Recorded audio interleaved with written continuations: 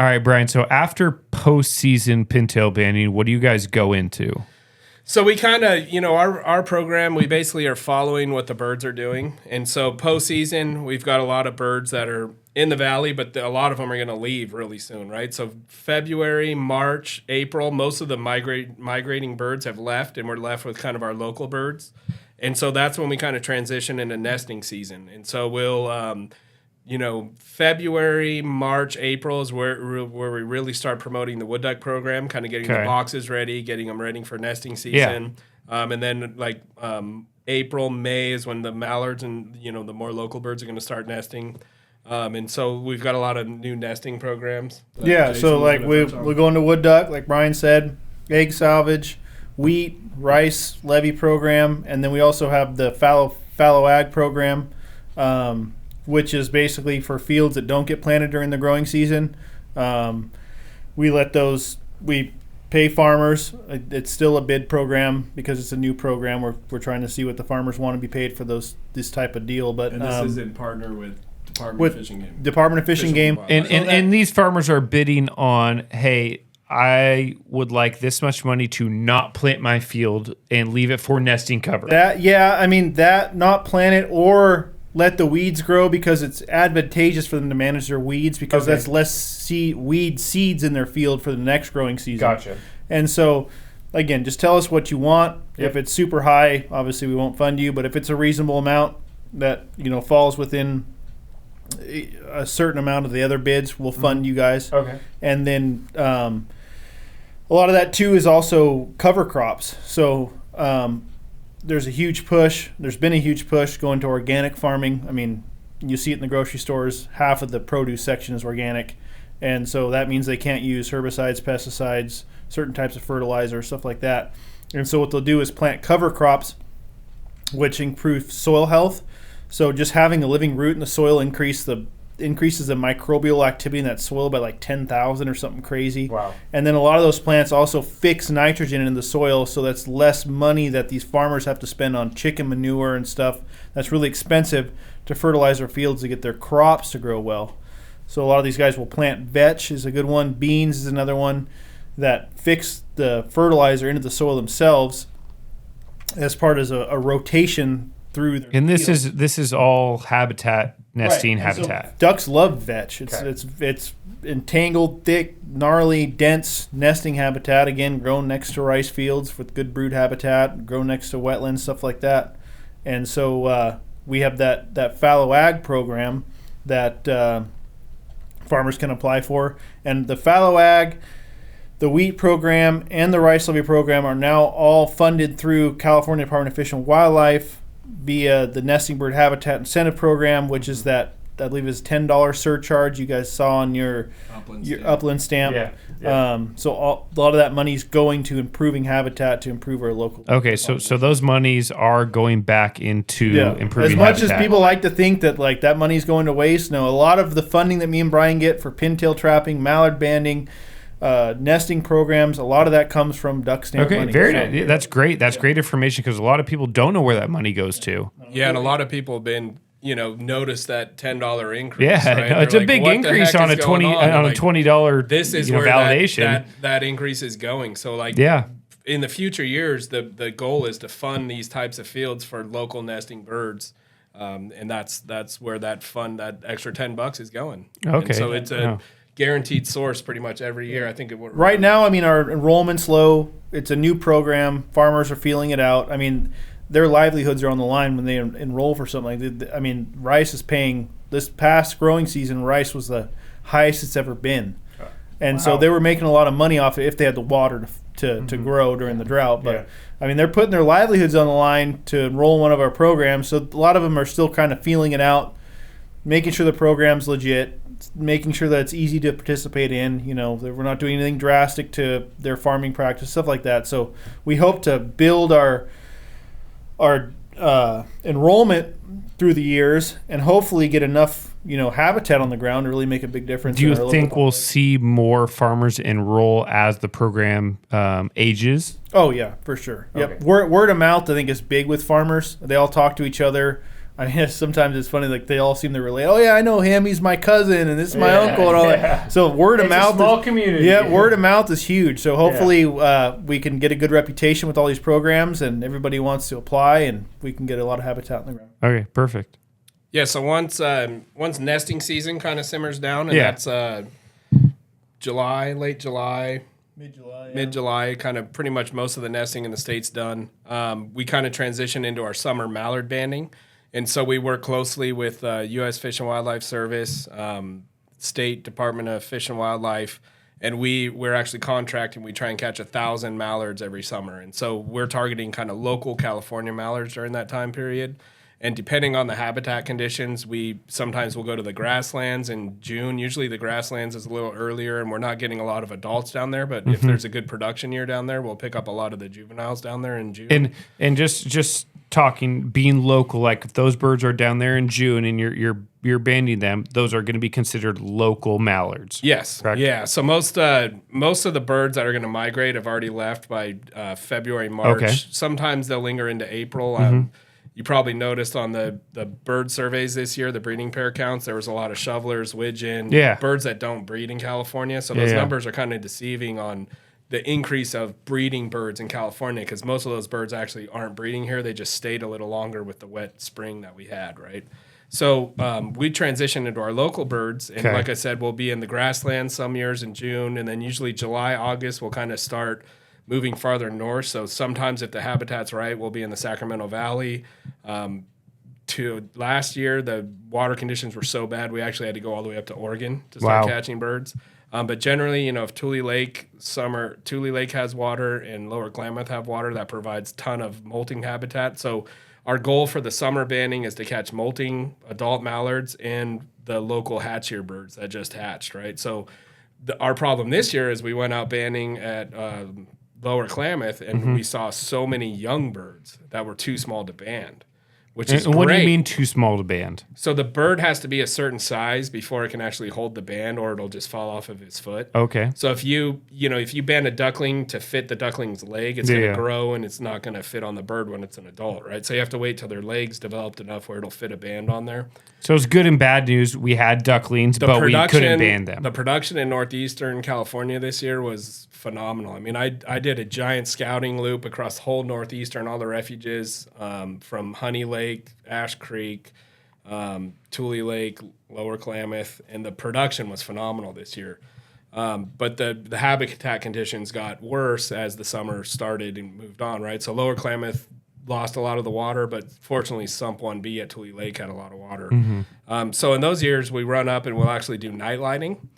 And so when we're doing the grasslands or Upper Butte Sac Refuge or Sac Valley banding, we're using funnel traps. And that's basically, the best way to describe it is kind of a minnow trap for ducks. There's a funnel.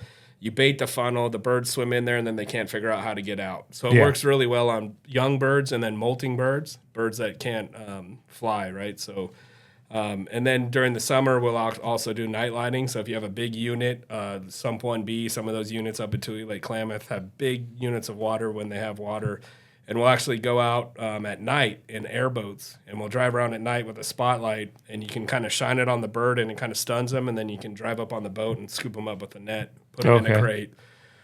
And they don't fly away or anything like that? Well, they can't fly, right, most of the time because they're molting or they're younger birds. And so that's kind of what effective method to catch them during that period. I mean, we've had nights where we've caught 800 birds in one night. Wow. So it's a very efficient way to catch We did 1,019 at Summer Lake last year. Jeez. Yeah, big crew, but it's surprisingly effective. And it's crazy, like, you think you fire these big, loud V8 airboats with no mufflers on them. They're super loud, and like you could hear them from miles away out there running around. You think like as soon as one of those fires up, every duck's going to run to the bushes and hides. But like it's better a lot of times as the night goes on and the moon goes down. The birds, it just like scares them out of the tules, and they're just out in the middle. And yeah, most of the birds you're catching are flightless, but on a good night with no moon, you can catch a lot of flighted birds as well. It's really effective. Awesome. It's surprising. And so that's kind of our summer banding project, and then we transition right into where we're at right now, which is the preseason pintail banding. So I mean, you guys basically band from, end of regular season all the way up until right before the season starts. Yeah, more or less. I mean, I'd say we ban like February, March. We get a little bit of break, April, May, and then we start again in June, July, August, September, October. Yeah. Okay, yeah. And then duck season comes around, and that's when we get out and actually go hunt and catch up on our paperwork. Yeah. So who's the better hunter? Define better hunter. Who Between the gets two to of harvest you. the most I think we've birds? both been hunting the same amount of time, roughly. Yeah. And we both hunted together. We're both good duck callers, good goose caller. I mean, some days you shoot good. Some days you It depends on who has That's fair. better access during that day. Yeah. So, some days I have a better spot. Some days his spot's better. Yeah. One thing we didn't talk about, though, as far as like banding throughout the year goes, is like the kids' camps. Yeah, the kids camps.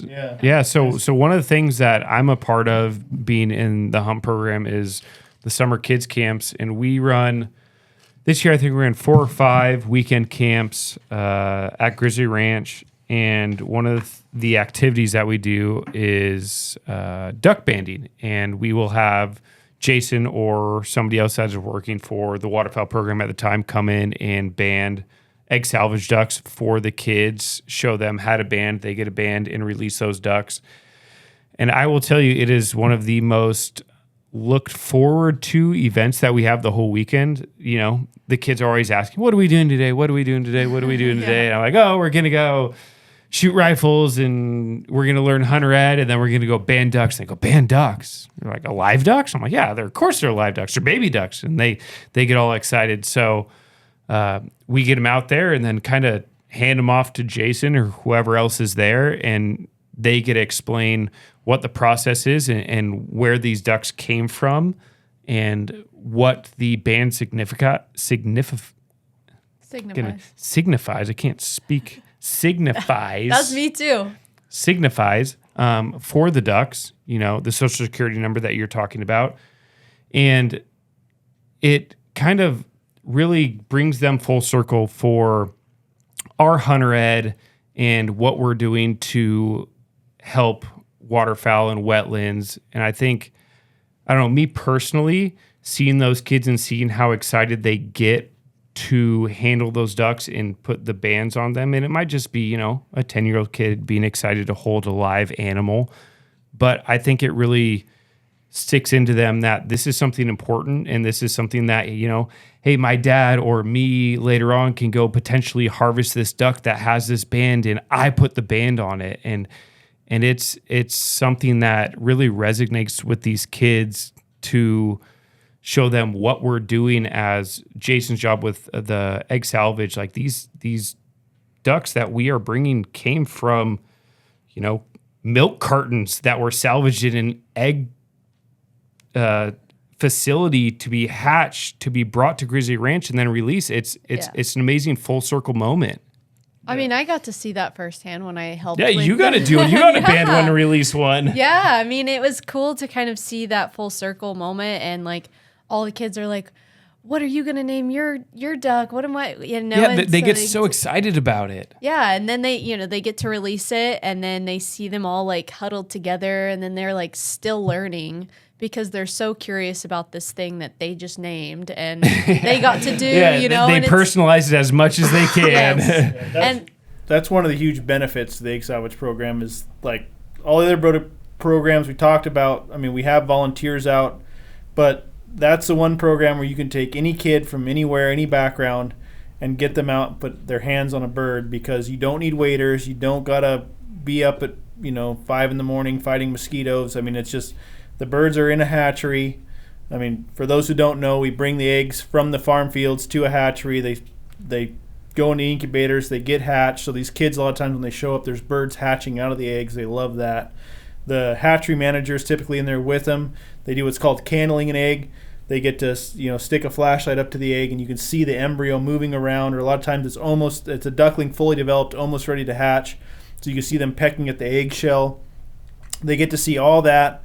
And then we take them out to the pens, and they get to put their hands on a live duckling, stick the band on it, and then take them back out to habitat, which is typically something they don't ever get to see. I think that ability for those young kids to put their hands on a live animal that has significance in some sort, we try to imprint it on them that like this duck that you're holding right now was once in an agricultural field, and we saved this egg, and it's now in your hand, and you're releasing it back into the wild. And I believe, I could be wrong, some of the stories that we've had from these egg salvage birds have been all over the country. We've recovered egg salvage birds from Arkansas. I could be wrong. Yeah, I'm not. I do the annual band report every year, so like, a little way for me to get back to the hatcheries is to kind of sort through our banding data, sort out all the egg salvage birds that were returned, and then separate them into which hatcheries they came from, and then give it to the hatchery managers. Be like, hey, look, these are all the birds that we banded at your hatchery that have been returned this past duck season. Yeah. Here's where they came from, and we get them from British Columbia. I think Illinois is one of them. We get several birds from Montana for whatever reason. Yeah. So even though these birds are being, born in a pen in south of Chico, in a cement pen that we can, fledge them to where they need to be, bring them to our Grizzly Ranch facility or another facility, have a young child handle them, band them, they might end up, on somebody's duck strap across the country. And that's a testament to how efficient this is. And whether it's one of these ducks or all of the ducks, like, one is great, You saved that duck from that field. Whether it's 1 or 100, it's a win no matter what. I mean, it also allows, you guys as hunters, or anyone as a hunter or a conservationist or anything, to allow you putting that animal back out there, allow someone else to hunt it. And then so it's not so much as consuming. It's, okay, no, we're also going to put it back. That's a big misconception we get, especially the egg salvage program, is like, oh, you're just stocking your properties and putting birds out there. Well, so we have 3 hatcheries, North Delta, Rancho, and District 10. I mean, the numbers vary, but on average, 2,500, 3,000 birds get put out a year. And we release them into the best habitat possible, whether that's someone's duck club, whether that's their private lake up in the foothills, a rice field that a farmer owns who let me search their field earlier in the year to get those eggs. We try to put them in the best habitat possible. And yes, they are raised in pens, and they didn't have a mom to show them, you probably shouldn't stand on the road. There's a hawk that's good looking around to get you, or a coyote's going to run out and snatch you. So you do get a higher mortality when you do release the birds. Their survival is really good inside the pens, obviously. They're in a controlled environment, food, water, always. Nothing can get to them. But once you release them, it's Mother Nature. Yeah. But we've done some comparisons as to, like, once they make it to duck season, because obviously you can't really tell their survival on a banded bird during the summer period. Right. So we release them in, say, June. You don't know what's happening to them until the opening day of duck season, right? A hawk or coyote's not going to go on the BBL's website and type in their information. Yeah, so you don't know how many are getting killed. But of the, comparing egg salvage ducklings that we release to wild ducklings that we banded night lighting or swim in traps, once they make it to that first duck season, their survival is pretty similar. Yeah. So they reincorporate back into the wild population. Which is amazing. And that goes back to the point. It's like, whether you save 1 or 100, those eggs that you guys are taking are, if you didn't do the program that you're doing, would be tilled under and would become part of the ag field. Yep. And we've recapped hens on nests that have egg salvage bands on them, so they were from our egg salvage program. USGS has recapped hens in Grizzly. We've caught egg salvage hens while we're night lighting up in or egg salvage ducks in general while we're night lighting up in Klamath and Tule Lake. That's just a testament to the success of the program. It's all it is. I mean, hands down, there's no way around it. Speaking of, our wood ducks and their population and their nesting, I mean, there's obviously, outside of wood ducks, the other birds, the other ducks. And I think, Jason, this is kind of a question more geared to you. What are some of the ways that maybe farmers can help as far as the wild duck population in that aspect? How can they help and get involved in that process? Yeah, so our local mallard population is kind of suffering from the same problems the wood ducks were suffering from. It's just loss of habitat and changes in land use and stuff. And so we've lost drought. Drought that hasn't helped the last 3 years. Luckily we had a wet spring, but yeah, these birds have lost a lot of their natural wetlands and upland nesting habitat, and so they've resorted to nesting in farm fields, which is really good habitat from their point of view. And in reality it is, because it's thick, dense, it's professionally planted by farmers who know what they're doing. Protected. Yes, it's super thick, even, nice nesting cover, and it's planted a lot of times, these nesting fields, wheat, alfalfa, vetch, stuff like that, planted next to rice, which has water all summer long, and also a lot of cover on it, a lot of bugs and stuff. So it's great for brood rearing, for these hens to take their ducklings to and rear them until they're flighted. But obviously, like I said, loss of habitat, change of land use has decreased our mallard population over the last couple decades. And so in 2014, CWA took on the Egg Salvage Program. A lot of people know that story, but basically it's a program that just helps these farmers get the eggs out of their fields to a hatchery. So in egg salvage has been going on for decades, but beforehand it was the farmer's responsibility to make sure that he or one of his workers got off the tractor or found the nest, and then at the end of the day, they've been working 15 hours straight. They got to drive it 30, 40 minutes away to a hatchery. And with the way the economy's going, time is money. All this stuff. A lot of guys don't want to deal with the stupid duck nest anymore, when they've been working that long of hours, that many days in a row. So CWA has kind of stepped in.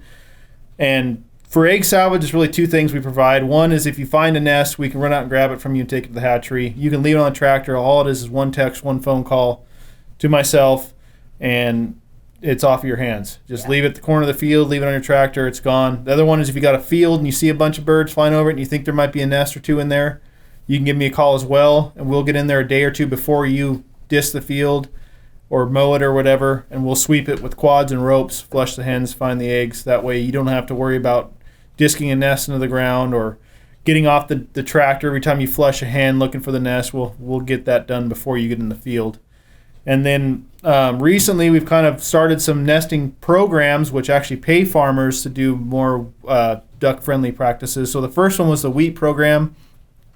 And wheat's probably the most attractive to locally nesting mallards. It's the right height, the right density. It's green at the right time of year. It's just everything a duck would want. Planted next to rice a lot of the times. And so a lot of ducks will nest in the wheat in the Sacramento Valley. So we'll pay them $50 an acre to delay their harvest until July 15th, and that's typically and all they're doing is just not harvesting for a couple extra weeks. But it's not affecting their overall harvest. It does a little bit. You get a little more weeds in the field, a little increased fire hazard, stuff like this. But a lot of times the farmers see that as like, okay, I'm putting a little cash in my pocket, and I'm doing something positive for the wildlife.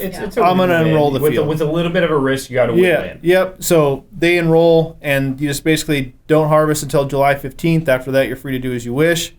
And basically 99% of the birds are done nesting by then. They got their brood out. And are we talking all mallards that are doing these? Mallards, gadwall, cinnamon teal. Okay. Mallards are 90% of them in the Sacramento Valley. Gotcha. Yep.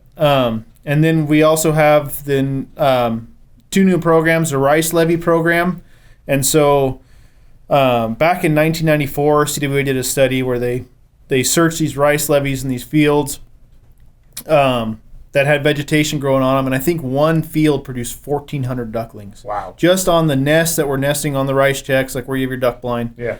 There's hens that nest on those. And that one field produced 1,400 ducklings. And so we started talking like, well, let's try a program. Well, the problem with rice fields is that typically those levees are reconstructed right before they flood the field to plant. So you're looking at April or May, and that's right at the start of nesting season. So these hens who want good cover to nest in, all they have is bare checks, right?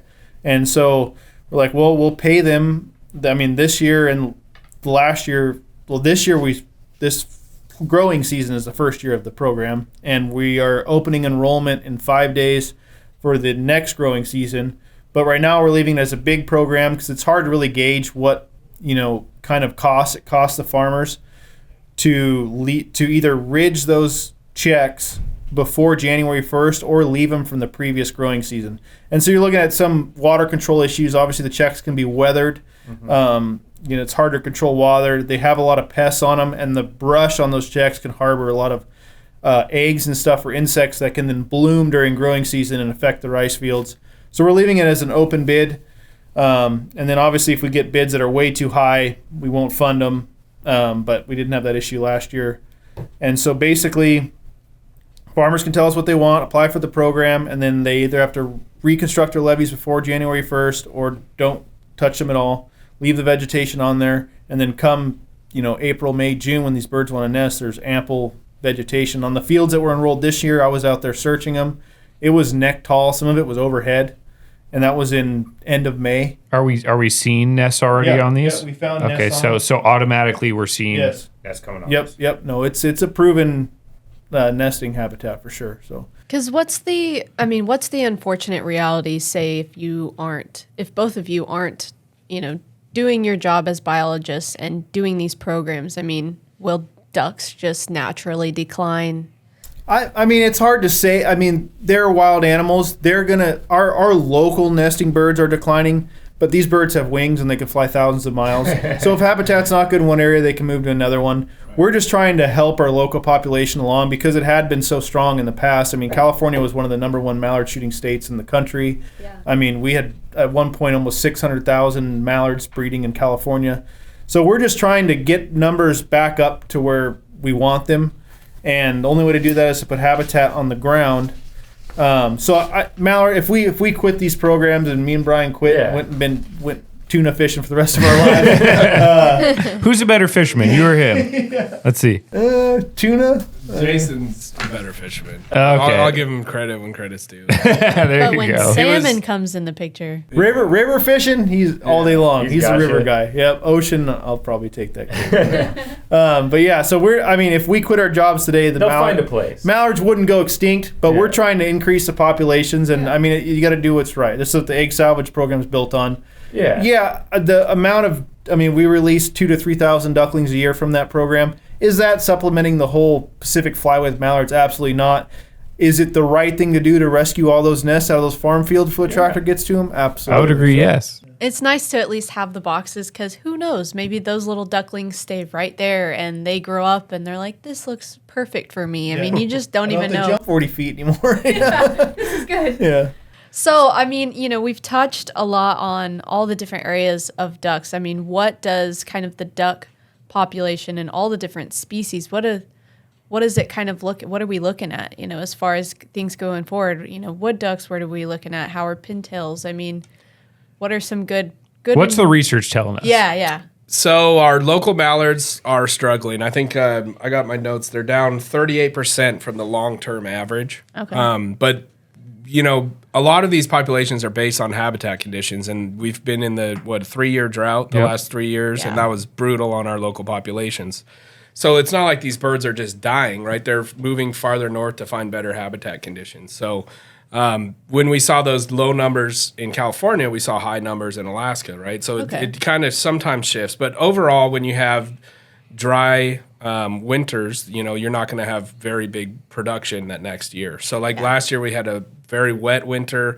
We had even a wet spring. So that's going to translate into high production this year. So even though our numbers are still low, the production should be very well. And that's California, Oregon, I'd imagine, is going to be good too. And then even the prairie potholes. So the prairie pothole region is kind of these numbers we're getting are from surveys that are flown at the same spot, same time every year. So if these birds shift out of a survey region, then you're not really getting an accurate count too. So people see low numbers and stuff, and a lot of times those birds are way down. It's be a terrible season. Yeah. The season's 100% weather dependent, but a lot of times these birds are just in areas where we're not looking. So it's science, but it's not exact science. It is science. There's no other way to really do it accurately. So you have to have these same transects that you do every year to have a baseline. Yeah, and so if you start shifting transects, then now you're ruining your accuracy, right? Correct. So if you count the same transect every year, and you have good production years, you're going to assume that you're going to pick up more production in those transects. Yeah. And so you have to be consistent on where you're doing these surveys. So But the pintail numbers actually are up this year, so that's a good sign. Last maybe year we'll they were get down. 2 at some point. Here There's we a go. rumor of 3 in a couple years. Fingers so crossed. We'll see. But yeah, a lot of the data is pointing towards. I mean, most people know with pintail that it's not a harvest issue; it's a habitat issue, right? So the farming practices up in the prairie potholes of Canada have changed drastically over the last 30 to 50 years, and that's driven our pintail population numbers to be very low. And so a lot of the new data is suggesting that we could have a higher harvest on pintail and it's not going to affect the population. So That'd it's be all great. habitat driven. Currently, as far as I know, they're in the process of redoing the model on pintail. And I'm hoping 24, 25. So not this season, but next. Hopefully that model's been revised, and hopefully we see an increase in pintail harvest. So we'll see. That would be awesome. One of the last questions I have for you guys, and I know we'll probably get it via the comments or via people listening. You know, some people go out there, I've been hunting 30 years, never shot a band. And you get some people out there that's like, I've been hunting 2 years and shot 5 bands. I mean, I don't want to say what's the best way to shoot a band, but what ups somebody's odds? You know, Luck. You know, hunting in an area where a lot of them. I grew up hunting in the grasslands, and I mean, CWA is the only one in my knowledge who's really banded down there, and they hadn't banded down there since I was hunting, and I hunted, I don't know, 10 or 11 seasons straight down there, no bands. My dad got one, and then first season up here in the Sac Valley, I got a band. So location. I mean, we're doing our banding in the Upper Butte Basin for postseason. Like, you know, if there's a hunter that's down in the grasslands and has been shooting teal for the last 6 years, he's got a lot less chance than somebody that's hunting, you know, even refuges in the Upper Butte Basin and is harvesting their pintail every day. They have a higher chance, kind of thing. Yeah, I mean, it's a lot of it. That's to like species, like species. Mallards and wood ducks are banded a lot. Teal are not. Widgeon are not. Okay. So spoonies are not. Like, it's just, I mean, there's a lot of things you can do. I mean, we would never suggest targeting bands. Yeah.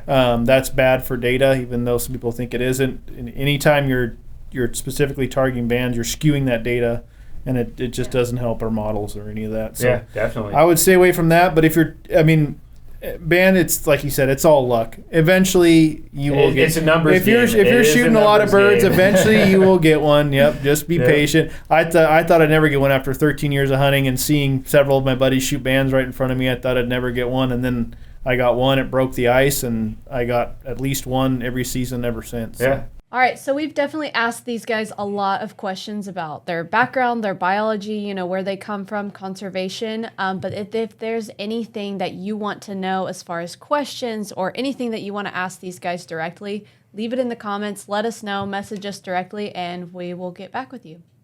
Thank you for tuning in this episode of Save It for the Blind podcast. You can listen on Spotify, Apple Podcasts, or anywhere podcasts are found.